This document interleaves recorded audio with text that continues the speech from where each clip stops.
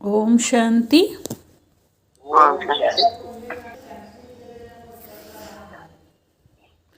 రెండు 2-2-21 मीठे बच्चे, खुदा तुम्हारा दोस्त है, रावण दुश्मन है, इसीलिए तुम खुदा को प्यार करते और रावण को जलाते हो.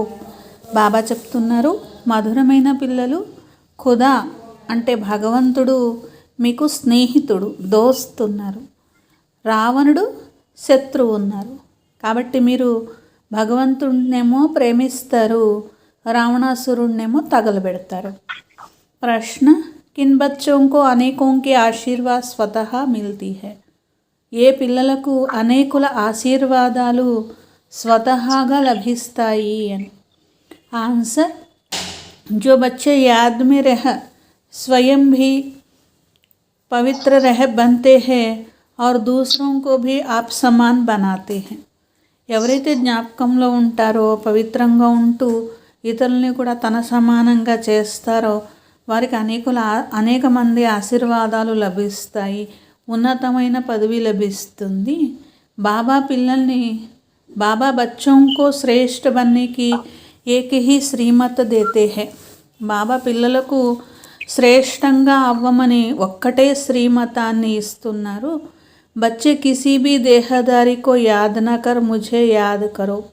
పిల్లలు ఏ దేహదారులను జ్ఞాపకం చేయకుండా ఒకే ఒక నన్ను జ్ఞాపకం చేయండి. గీత హే ఆఖిర్ వహ దిన ఆయా ఆజ్. చివరికి ఆ రోజు రానే వచ్చేసింది అని. ఓం శాంతి. ओम शांति का अर्थ तो रूहानी बाप ने रूहानी बच्चों को समझाया है. ఓం శాంతి అర్థము ఆత్మిక తండ్రి ఆత్మిక పిల్లలకు తెలియచేశారు. ఓం అంటే నేను ఆత్మను, ఇది నా శరీరము. ఓం माना मैं आत्मा और यह मेरा शरीर आत्मा तो देखने में नहीं आती है. ఆత్మే కదా అంటుంది ఇది నా శరీరము అనేది. ఎవరు? ఆత్మ అంటుంది, అంతేకాని శరీరం అనదు కదా. ఇది నా ఆత్మ అంటదా ఏంటి? ఆత్మలోనే మంచి చెడు సంస్కారాలు ఉంటాయి, ఆత్మలోనే మనస్సు బుద్ధి ఉంటాయి, శరీరంలో బుద్ధి ఉండదు. ముఖ్యమైనది ఆత్మ కానీ శరీరం కాదు. ముందు ఆత్మ, ఆత్మలో మనసు బుద్ధి సంస్కారాలు ఉండి ఆత్మ శరీరంలో ఉంటేనే కదా ఈ శరీరం ఏదైనా పనిచేస్తుంది. నా శరీరము అని చెప్పుకునేది కూడా ఆత్మనే చెప్పుకుంటుంది. ఆత్మ అయితే కంటికైతే కనిపించదు, ఎందుకంటే కన్ను అంటే ఏంటి? శరీరంలో ఉంటుంది. శరీరము ఆత్మని చూడలేదు అని బాబా అంటున్నారు. కానీ శరీరాన్ని ఆత్మ చూడగలదు. आत्मा को शरीर नहीं देख सकता. आत्मा निकल जाते तो शरीर जड़ बन जाता है. ఆత్మ లోపలుండి శరీరాన్ని చూసుకుంటుంది, ఎదుటివారి శరీరాన్ని చూస్తుంది, కానీ ఒక శరీరము ఆత్మని చూడలేదు. ఇప్పుడు ఆత్మ వెళ్ళిపోయింది అనుకోండి, ఆ శరీరం జడమై పడిపోతుంది తప్ప నా ఆత్మ వెళ్ళిపోతుంది అనుకుంటారేంటి? అలాంటి విషయం ఉండదు కదా. శరీరము జడమైనటువంటిది. ఆత్మ దేఖీ నహీ జా సక్తి, శరీర దేఖా జాతా హై. ఆత్మ కనిపించే వస్తువు కాదు, శరీరము కనిపించేటువంటి వస్తువు. ఆత్మకు జో బాప్ హై జిస్కో ఓ గాడ్ ఫాదర్ కహతే హై. అలాగే ఆత్మ యొక్క తండ్రి ఉన్నారు, వారిని ఓ గాడ్ ఫాదర్ అని పిలుస్తారు. దేహానికి ఎలా అయితే తండ్రి ఉంటారో ఆత్మకి కూడా మరి తండ్రి ఉన్నారు. వారు కూడా కనిపించేవారు కాదు. ఆత్మ ఎలా కంటికి కనిపించదు కదా. శరీరము, కళ్ళు శరీరంలో ఉంటాయి. శరీరం ద్వారా ఆత్మను చూడలేరు, పరమాత్మను కూడా చూడలేరు. అర్థం చేసుకుంటారు, తెలుసుకోగలుగుతూ ఉంటుంది ఆత్మ, అంతే. హమ్ ఆత్మయ సబ్ బ్రదర్స్ హే. అలాగే ఏమని అర్థం చేసుకుంటుంది? మేము ఆత్మలము, అందరం పరస్పరం సోదరులము. శరీర్ మే ఆతే హై తో కహెంగే యహ భాయి భాయి హై. ఎప్పుడైతే శరీరంలో వస్తారో అప్పుడు ఆత్మ సోదరులము అనే భావన అయినా కానీ అప్పుడే కదా వచ్చేది, తెలుసుకున్నప్పుడు. లేక సోదర సోదరీలు అని. ఆత్మతో సబ్ భాయి భాయి, కానీ దేహం దృష్టితో చూసినప్పుడే సోదర సోదరీలు అంటారు. కానీ అందరూ ఆత్మలైనప్పుడు అందరి మధ్య రిలేషన్ ఒక్కటే, అందరూ సోదరులే. ఆత్మల యొక్క తండ్రి పరంపిత పరమాత్మ. जिस्मानी भाई बहन एक दो को देख सकते हैं, దైహికమైనటువంటి స్థూలంగా ఇక్కడ లౌకికంలో సోదర సోదరులు అయితే కనిపిస్తూ ఉంటారు, కానీ ఒక ఆత్మ ఇంకొక ఆత్మకు కూడా కనిపించే వస్తువు కాదు కదా. బాబా కూడా మరి ఒక్కరే బాబాను కూడా చూడలేరు. బాబా పాత ప్రపంచాన్ని కొత్తదిగా చేయడానికి వచ్చారు. కొత్త ప్రపంచము అంటే సత్యయుగము, పాత ప్రపంచము అంటే కలియుగము. ఇది పరివర్తన అవుతుంది. పాత ప్రపంచం సమాప్తం అయిపోతుంది, పాత ఇల్లు సమాప్తం అయిపోతుంది, కొత్త ఇల్లులాగా ఈ సృష్టి అంతా తయారవుతుంది. वैसे यह पुरानी दुनिया भी खलास होनी है. ఈ పాత సృష్టి మొత్తం సమాప్తం అవుతుంది కదా.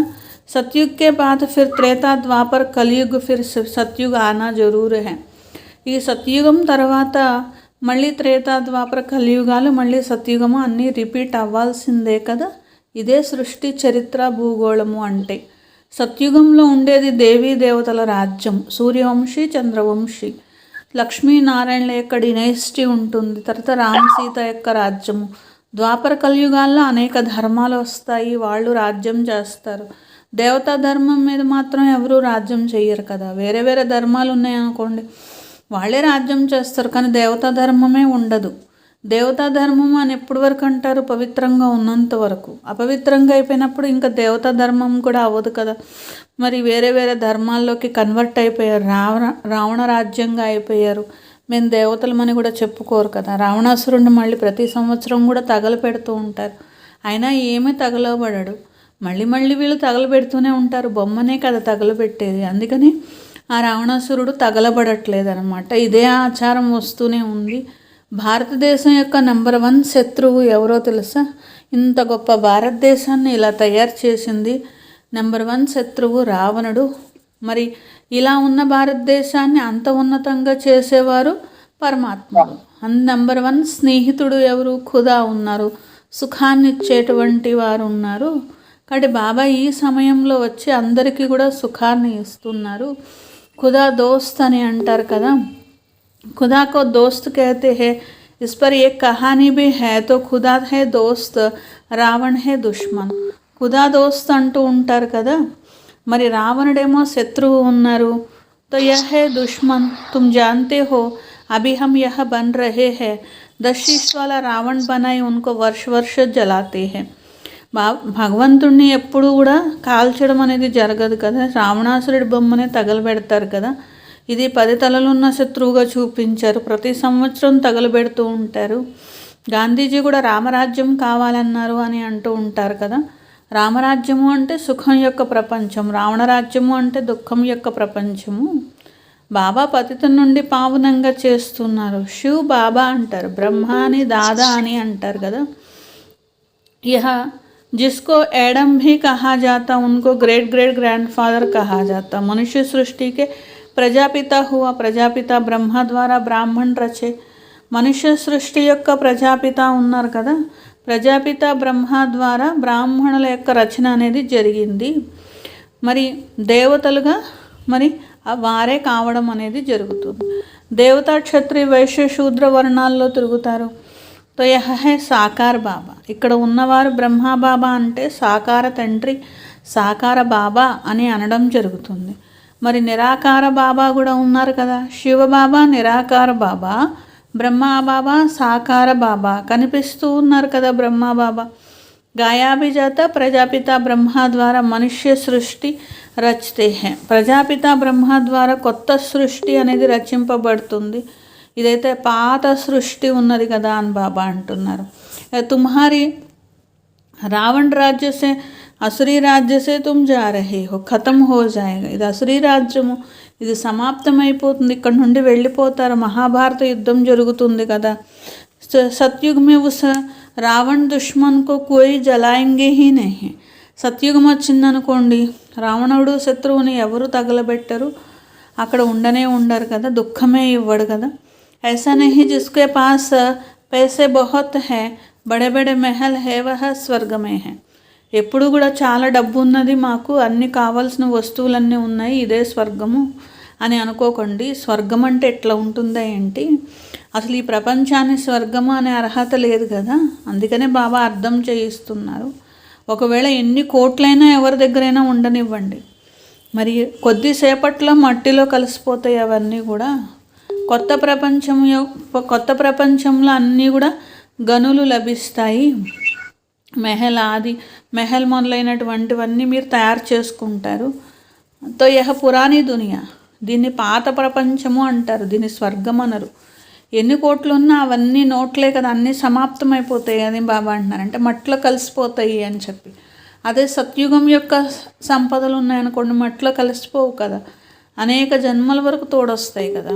అందుకని బాబా అంటున్నారు ఇది స్వర్గం అనేది కానే కాదు, ఇది సమాప్తం అయిపోతుంది. మనుష్య భక్తి కర్తే హేతో సద్గతికి హమ్కో పావన్ బనావో.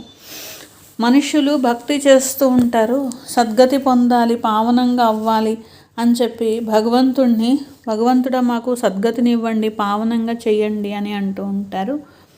ఇప్పుడు ఎందుకంటే మనుషులు వికారీలుగా అయిపోయారు కాబట్టి అని.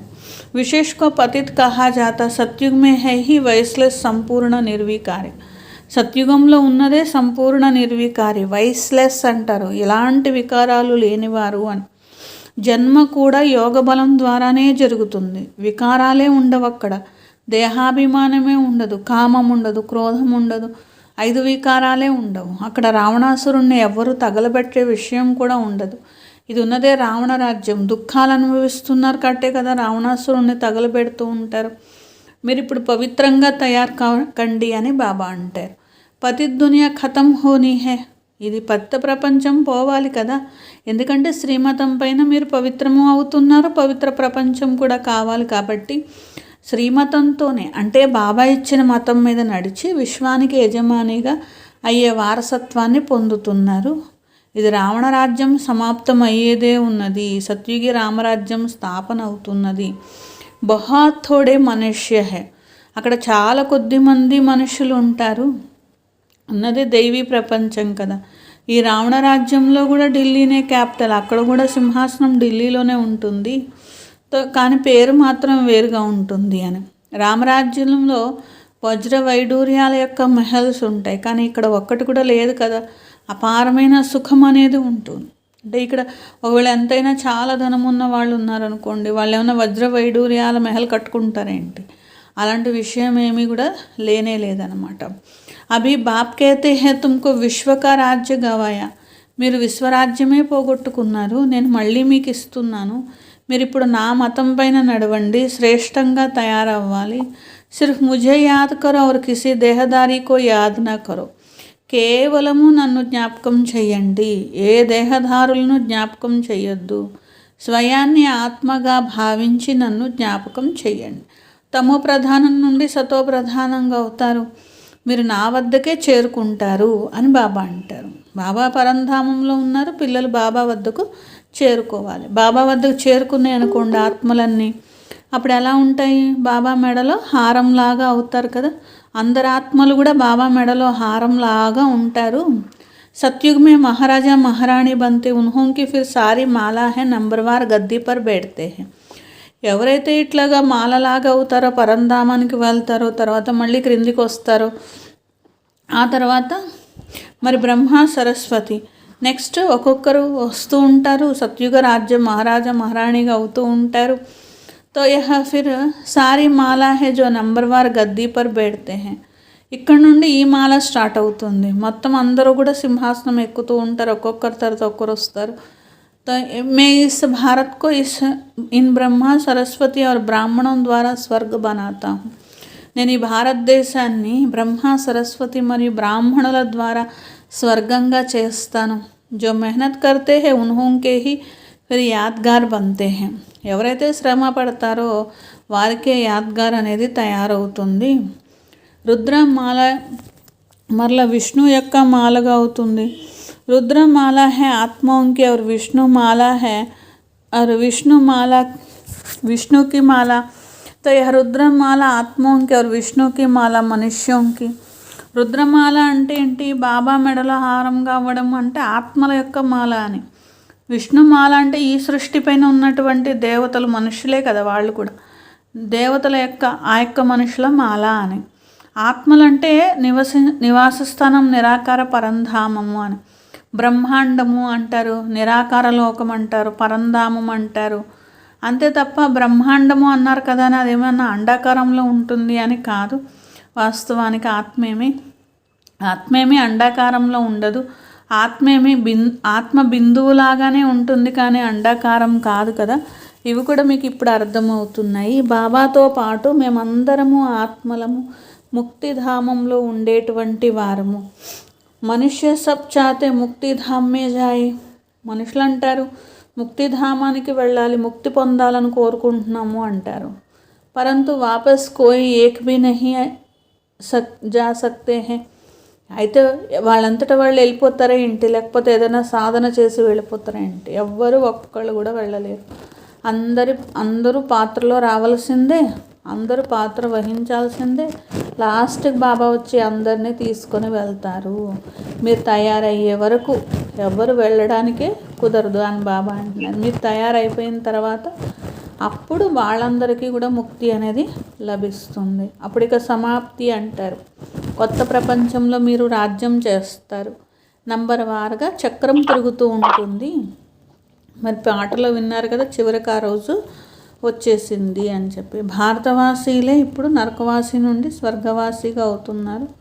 అందరు ఆత్మలు శాంతిధామానికి చేరుకుంటారు. సంజానా బహుత్ థోడా హై. మీరు చెప్పవలసింది కొంచెమే కదా. अल्फ बाबा बेबादशाही, अल्फ को बादशाही मिल जाती है. अल्फ बाबा तो यह अभी बाप कहते हैं मैं वही राज्य फिर से स्थापना करता हूँ. బాబా అంటారు ఇప్పుడు నేను రాజ్యం అనేది ఇవ్వడం కోసమే కదా స్థాపన అనేది చేస్తున్నాను. 84 జన్మలు మీరు తిరిగి వస్తారు, అనుభవించి వస్తారు పతితంగా అయిపోయి. అప్పుడు బాబా వస్తారు. కొత్త ప్రపంచం అంటే రావణాసురుడిది. మళ్ళీ ఈ పావనం ఎవరు చేయాలి? బాబా తప్ప ఇంకెవరు చేస్తారు? తో యహ హిస్టరీ జాగ్రఫీ అంతా మళ్ళీ రిపీట్ అవుతుంది. వినాశ హై హీ ఇస్కే లియే. మరి వినాశనం అంతా ఎందుకు జరుగుతుంది? అందరూ వెళ్ళిపోయి కొంచెం మంది మిగిలి కొత్త రాజ్యం రావడం కోసమే కదా. అక్కడ బ్రహ్మ మాటికి మారుతూ ఉంటారు. 100 సంవత్సరాలు అని కూడా చెప్తూ ఉంటారు శాస్త్రాల్లో.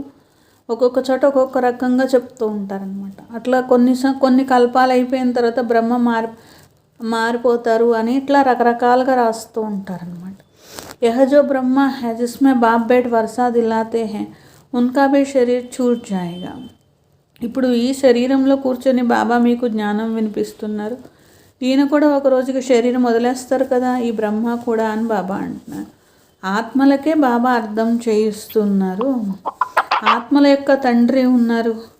మనిషిని ఎప్పుడు పావనంగా చేయలేరు. అలాగే దేవతలు ఎప్పుడు కూడా వికారాలతో జన్మ తీసుకోరు. పునర్జన్మలైతే అందరు ఆత్మలు తీసుకోవాల్సిందే కదా. బాబా ఎంత మంచి రీతిగా చెప్తున్నారు. ఎవరొకరి అదృష్టం తయారు కావాలి. బాబా వచ్చేదే మనుష్య మాతృల అదృష్టాన్ని తయారు చేయటానికి. ఎందుకంటే అందరూ పతితంగా దుఃఖీగా అయిపోయారు. అందరి అదృష్టము సమాప్తమైపోతున్నది కదా. త్రాహి అంటూ ఉంటారు. ఈ లోపల వినాశనము జరుగుతుంది. ఇంకా అదృష్టం ఎప్పుడు తయారు చేసుకుంటారు? బాబా అంటారు త్రాహి అని ఈ ప్రపంచంలో మోగే లోపే నేను వచ్చి మీకు వారసత్వానికి యోగ్యంగా చేస్తున్నాను. కాబట్టి తీసుకోవాలి వారసత్వం. ఏదైతే మీరు ఈ సృష్టిలో చూస్తున్నారో ఇదంతా సమాప్తమైపోతుంది. Fall of Bharat, rise of Bharat ఇస్కా భీ ఖేల్ హై. ఈ భారతదేశం యొక్క పతనము, ఉన్నతము, దీని యొక్క ఆట ఉన్నది కదా. రైజ్ ఆఫ్ వరల్డ్, స్వర్గమే కౌన్ రాజ్య కర్తే హై. మళ్ళీ రైజ్ ఆఫ్ వరల్డ్, సృష్టి మళ్ళీ ఉత్థానానికి చేరుకుంటుంది, స్వర్గంగా అవుతుంది. అప్పుడు ఎవరెవరు రాజ్యం చేస్తారు? ఇవన్నీ బాబానే చెప్తున్నారు. రైజ్ ఆఫ్ భారత్ దేవతాओं का राज, ఫాల్ ఆఫ్ భారత్ రావణ్ రాజ్. మళ్ళీ దైవీ రాజ్యం అనేటువంటిది బాబానే వచ్చి కదా స్థాపన చేస్తున్నారు. యా ధర్మ కా బాతే హై ఔర్ కోయి నహీ జాన్తే హై. బాబా అంటారు ఒక్కొక్క ధర్మం అనేటువంటిది ఎప్పుడైతే వస్తుంది, ఈ విషయాలనేవి మీకు తెలుసు కదా. వేరే వేరే ధర్మాలు వస్తూనే ఉంటాయి. యహ సారా చక్ర బుద్ధిమే బిఠానా హోతా హై. చక్రమంతా బుద్ధిలో ఎక్కించుకోవాలి అని బాబా అంటారు. తుమ్ భీ జాన్తే హో యహ సారా జిస్సే తుమ్ చక్రవర్తి మహారాజా మహారాణి బంతే హో. దీంతోనే మీరు చక్రవర్తి మహారాజా మహారాణిగా తయారవుతున్నారు. సిర్ఫ్ అల్ఫ్ और బే కో సమజ్నా హై. అల్ఫ్ బాబా మరియు రాజ్యము, ఈ రెండు అర్థం చేసుకోవాలి. హంగామా ఇత్నా హో జాయేగా జో విలాయత్ సే ఫిర్ ఆ భీ నహీ సకేంగే. చూడండి ఎంత హంగామాలు ఇవన్నీ జరుగుతాయో. విదేశాల్లో ఉన్నవాళ్ళు అక్కడే సమాప్తం అయిపోవలసిందే. మళ్ళీ భారతదేశం ఎక్కడ వస్తారు ఇంకా? అలాగ ఒక్కసారిగా వచ్చేస్తాయి అన్నీ కూడా అని బాబా అంటున్నారు. భారత్ భూమి సబ్సే ఉత్తమ్ హే తో ఆ భీ నహీ సకేంగే. అందుకనే బాబా అంటారు భారత భూమి అన్నిటికంటే ఉత్తమమైనది. ఎంత పెద్ద యుద్ధం, జబర్దస్త్ యుద్ధం జరుగుతుంది. అక్కడ వాళ్ళు అక్కడే ఉండిపోతారు, ఇక్కడ వాళ్ళు ఇక్కడే ఉండిపోతారు. 50-60 లాఖ్ భీ దేంగే తో భీ ముష్కిల్ ఆ సకేంగే. అప్పట్లో ₹1 విలువ ఎంతో ఉండేది. బాబా అనేవారు అనమాట, 50 లక్షలు ఇస్తానన్నా 60 లక్షలు ఇస్తానన్నా భారతదేశానికి రాలేరు అని బాబా అంటున్నారు. భారత్ భూమి సబ్సే ఉత్తమ్ హే. భారతదేశం అన్నిటికంటే ఉత్తమమైనది. ఇక్కడే బాబా అవతరించారు. శివ జయంతి కూడా జరుపుకోవడం జరుగుతుంది కదా. సిర్ఫ్ కృష్ణ కా నామ్ డాల్నే సే సారీ మహిమ హీ ఖతం హో గయి. కృష్ణుడి పేరు వేసినందువల్ల మహిమ అంతా పోయినట్లే కదా. సర్వ మనుష్య మాతృలందరి యొక్క లిబరేటర్ ఇక్కడే వచ్చి అవతరిస్తారు. శివ జయంతి కూడా ఇక్కడే జరుపుతూ ఉంటారు. గాడ్ ఫాదర్ హీ జో ఆకర్ లిబరేట్ కర్తే హే. గాడ్ ఫాదర్ వచ్చి లిబరేట్ చేస్తున్నారు. ఐసే బాప్కో హీ నమన్ కర్నా హై. ఇలాంటి తండ్రికే నమస్కరించాలి, వారి జయంతినే చెయ్యాలి. ఇంత ఉన్నతంగా బాబా చేస్తున్నారు. మొత్తం భారతదేశానికి అదృష్టాన్ని ఇస్తున్నారు. తో యహా భారత్ మే ఆకర్ పావన్ బనాతే హే. భారతదేశంలోనే వచ్చి బాబా పావనంగా చేస్తున్నారు. అన్నిటికంటే గొప్ప తీర్థస్థానం భారతదేశమే. ఎందుకంటే భగవంతుడే ఇక్కడ అవతరించారు కాబట్టి అందరినీ దుర్గతి నుండి విడిపించి సద్గతి ఇస్తున్నారు. ఇది డ్రామా తయారై ఉన్నది. ఇప్పుడు ఆత్మలైనా మీకు తెలుసు, మా తండ్రి ఈ శరీరం ద్వారా ఈ రహస్యాన్ని అర్థం చేయిస్తున్నారు. నేను ఆత్మను ఈ శరీరం ద్వారా వింటున్నాను. ఇలా ఆత్మాభిమానిగా కావాలి. స్వయాన్ని ఆత్మగా భావించి బాబాని జ్ఞాపకం చేయాలి. అప్పుడే కదా తుప్పు తొలగిపోతుంది. పవిత్రంగా అయి మీరు బాబా వద్దకు చేరుకుంటారు. ఎంత జ్ఞాపకం చేస్తే అంత పవిత్రంగా తయారవుతారు. ఇతరులను కూడా మీ సమానంగా తయారు చేయాలి. అప్పుడు అనేక మంది ఆశీర్వాదాలు లభిస్తాయి. ఉన్నతమైన పదవి లభిస్తుంది. అందుకనే అంటారు సెకండ్లో జీవన్ముక్తి అని. अच्छा, मीठे मीठे सिखलाते बच्चों प्रति माता पिता बाप दादा का याद प्यार और गुड मॉर्निंग. रूहानी बाप की रूहानी बच्चों को नमस्ते. हम रूहानी बच्चों की रूहानी बाप दादा को याद प्यार गुड मॉर्निंग और नमस्ते. मेरा बाबा प्यारा बाबा मीठा बाबा, शुक्रिया शुक्रिया शुक्रिया. धारणा కోసం ఫస్ట్ పాయింట్, శ్రీమతం పైన పవిత్రంగా అయి ప్రతి అడుగు బాబా మతం మీద నడవాలి. విశ్వరాజ్యాధికారం తీసుకోవాలి. బాబా సమానంగా దుఃఖహర్త సుఖకర్తగా కావాలి. సెకండ్ పాయింట్, మనుషుల నుండి దేవతలుగా అయ్యేటువంటి చదువు సదా చదువుకోవాలి. అందరినీ తన సమానంగా చేసే సేవ చేసి ఆశీర్వాదాలు పొందాలి. వరదాన్, అధికారి యొక్క స్థితి ద్వారా బాబా తన సాథీగా చేసుకుని సదా విజయీగా కండి అని. బాబాని సాథీగా చేసుకోవడానికి సహజమైన దారి అధికారి స్థితిని అనుభవం చేసుకోవడం. ఎప్పుడైతే అధికారి స్థితిలో ఉంటారో అప్పుడు వ్యర్థ సంకల్పాలు, అశుద్ధ సంకల్పాల యొక్క అలజడి, అనేక రసాలు బుద్ధిని తిప్పడం అనేది ఉండదు.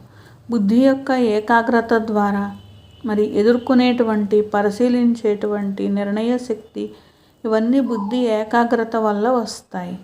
అప్పుడు సహజంగానే మాయ అనేక రకాల యుద్ధం నుండి రక్షించుకుంటారంటే విజయీగా చేస్తుంది అని. స్లోగన్, రాజయోగి వహ్ హై जो सेकंड में सार से विस्तार, विस्तार से सार में जाने के अभ्यासी है. ఎవరు రాజయోగిలు అంటే సెకండ్లో విస్తారం నుండి సారంలోకి, సారం నుండి విస్తారంలోకి వెళ్ళే అభ్యాసం చేసేవారు అని. అచ్చా, స్వమానము, నేను సెకండ్లో విస్తారం నుండి సారంలోకి, సారం నుండి విస్తారంలోకి వెళ్ళే ఆత్మను. సారము అంటే నిరాకార స్థితి, విస్తారము అంటే దేహాన్ని ధరించి నడిపించే స్థితి. సారం నుండి విస్తారంలోకి, విస్తారం నుండి సారంలోకి వెళ్ళే ఆత్మను. సారం నుండి